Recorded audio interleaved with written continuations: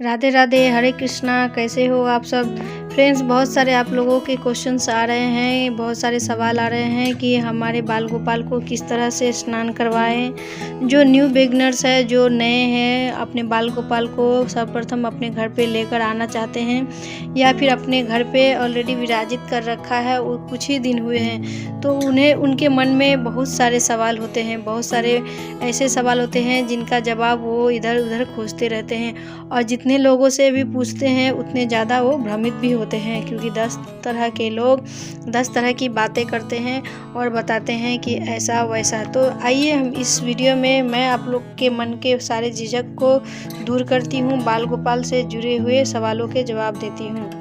तो फ्रेंड्स, अपने ठाकुर को, अपने बाल गोपाल को अपने घर पे विराजित करने के बाद हमारा जो घर है वो हमारे सबसे लाडले दुलारे प्यारे हमारे बाल गोपाल, हमारे लाला का हो जाता है। वो घर हमारा नहीं, उस दिन से ही, जिस दिन से बाल गोपाल जी हमारे घर आते हैं, उस दिन से ये घर हमारे बाल गोपाल का हो जाता है और सबसे दुलारे सदस्य और प्यारे सदस्य हमारे बाल गोपाल जी बन जाते हैं। घर पे हमारे बाल गोपाल हमारे घर के मालिक, हमारे मुखिया, सब कुछ वही बन जाते हैं। तो वो सबसे प्यारे सदस्य हमारे लाला का ध्यान भी बहुत अनोखे तौर पे ही किया जाता है। अपने बाल गोपाल को स्नान करवाने में मौसम का बहुत विशेष ध्यान रखें, जैसे कि सर्दियों के मौसम में या फिर जो ठंडे प्रदेश में या ठंडी जगह पे रहते हैं और ठाकुर सेवा ले रखे हैं, उनको स्नान में हमेशा गर्म और गुनगुने पानी का इस्तेमाल करना चाहिए। हल्का सा गुनगुना, ऐसा भी ना हो कि ज़्यादा गर्म, जितना कि आप अपने बच्चे को स्नान करवा सकते हैं। आप उंगली डालकर उसे चेक भी कर सकते हैं। और कभी कभार आप पंचामृत का स्नान करवाएं। कुछ लोग तो एकादशी को पंचामृत स्नान करवाते हैं, कुछ लोग पूर्णिमा को, कुछ लोग, लेकिन मैं तो यही कहूँगी कि सप्ताह में आप एक दिन पंचामृत स्नान या हनी से स्नान अपने बाल गोपाल को जरूर करवाएं।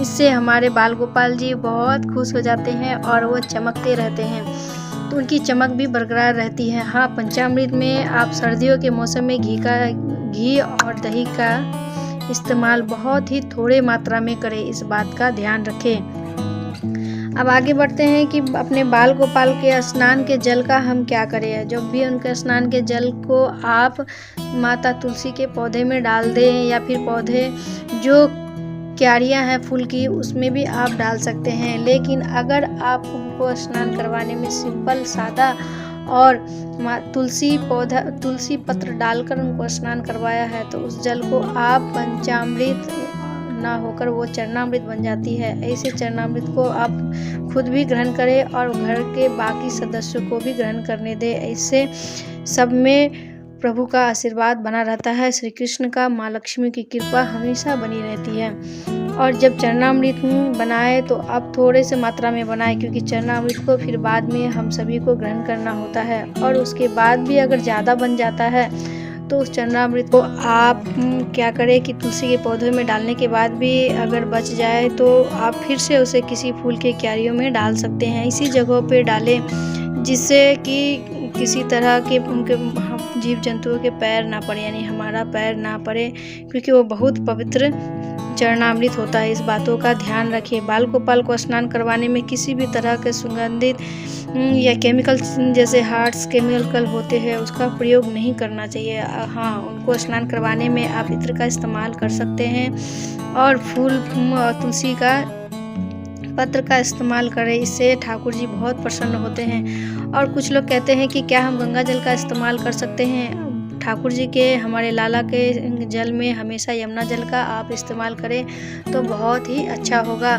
इससे हमारे बाल गोपाल जी बहुत ही प्रसन्न होते हैं, तो इसलिए हमेशा यमुना जल का ही इस्तेमाल करें। स्नान करवाने से लेकर मैंने आपको छोटी सी जानकारी दी, लेकिन हाँ, स्नान करवाने के बाद उनके वस्त्र को पहनाने में भी आपको कुछ बातों का ध्यान रखना चाहिए, क्योंकि बाल गोपाल को हमने अपने घर पे बाल रूप में, छोटे से बच्चे के रूप में विराजित कर रखा है, तो उनके भोजन यानी उनके भोग और वस्त्र को भी मौसम के अनुसार ही रखना चाहिए। क्योंकि मौसम अगर सर्दियों का जैसे चल रहा है तो गर्म चीज़ों का भोग लगाए और उन्हीं वस्त्र को पहनाए। पहले उसको कुछ कपड़े सूती के या फिर कुछ शर्ट वगैरह पहना दे। उसके बाद आप अपने ठाकुर को, अपने बाल गोपाल को ऊनी वस्त्र पहनाएं, क्योंकि उन्हें भी सर्दी लगती है।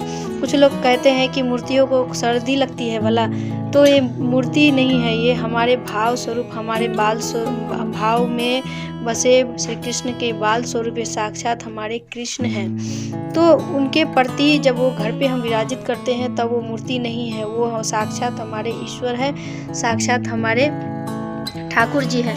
और उनके प्रति हमारे मन में जो जो भाव आता है उन्हीं के अनुसार आप काम करें, उसी के अनुसार उनको भोग दें, उन्हीं के अनुसार आप उनकी सेवा करें।